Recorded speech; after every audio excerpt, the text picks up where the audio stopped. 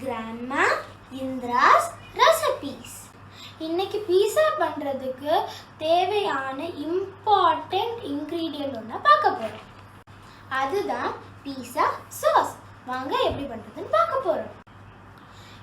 எங்க சேனலை நீங்க ஃபர்ஸ்ட் டைம் பார்க்குறீங்கன்னா சப்ஸ்கிரைப் பண்ணுங்க, லைக் பண்ணுங்க, காமெண்ட் பண்ணுங்க. அப்படியே உங்க ஃப்ரெண்ட்ஸ் அண்ட் ஃபேமிலிஸ் கூட ஷேர் பண்ணுங்க.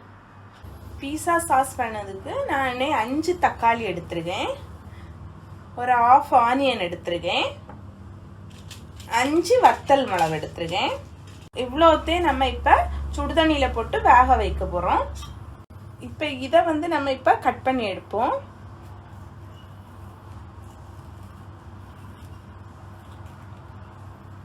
கட் பண்ணி எடுத்தாச்சு.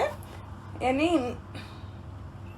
இந்த சைடு இப்படி ஒரு ஸ்மால் கட்டு போட போகிறோம்.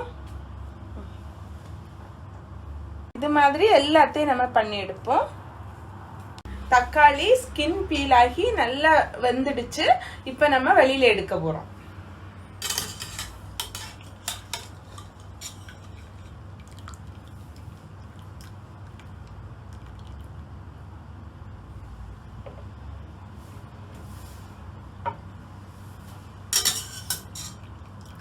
இது நல்லா ஆறுன அப்புறமா நம்ம மிக்சியில போட்டு அரைச்சு எடுக்க போறோம்.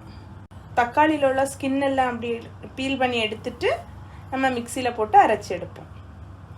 பாருங்க, இப்போ நான் இதை அரைச்சு எடுக்க போறேன். ஒரு பேன் வச்சு 1 டீஸ்பூன் ஆயில் ஆட் பண்ணி கொடுக்கேன். எண்ணெய் சூடாயிடுச்சு. இப்போ நம்ம சின்னதாக கட் பண்ணி வச்சிருக்க கார்லிக் ஆட் பண்ணி கொடுப்போம்.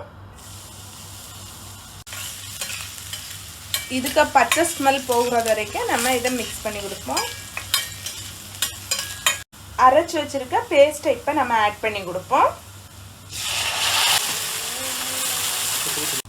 இது இப்போ வேகட்டும். இப்போ உப்பு தேவையான அளவு ஆட் பண்ணி கொடுப்போம். ஒரு ½ table spoon chilli flakes add பண்ணி கொடுப்போம். 1/4 டேபிள் ஸ்பூன் பெப்பர் ஆட் பண்ணி கொடுப்போம். இப்போ இதுக்கு கூட 2 டேபிள் ஸ்பூன் கெச்சப் ஆட் பண்ணி கொடுப்போம். இப்போ 1 டீஸ்பூன் சுகர் ஆட் பண்ணி கொடுப்போம். இது கொஞ்சம் கெட்டியாகிறது வரைக்கும் இருக்கட்டும். இப்போ இதுக்கு கூட நான் கொஞ்சம் கஸ்தூரி மேத்தி ஆட் பண்ணி கொடுக்கேன். இதுக்கு கூட கொஞ்சம் ஆர்கானோ ஆட் பண்ணி கொடுக்கேன். இப்போ இந்த கன்சிஸ்டன்சியில் நம்ம ஸ்டவ் ஆஃப் பண்ண போகிறோம். அப்போ தான் நம்ம ஸ்ப்ரெட் பண்ணி கொடுக்க நல்ல ஈஸியாக இருக்கும். பீட்சா சாஸ் ரெடி ஆயிடுச்சு.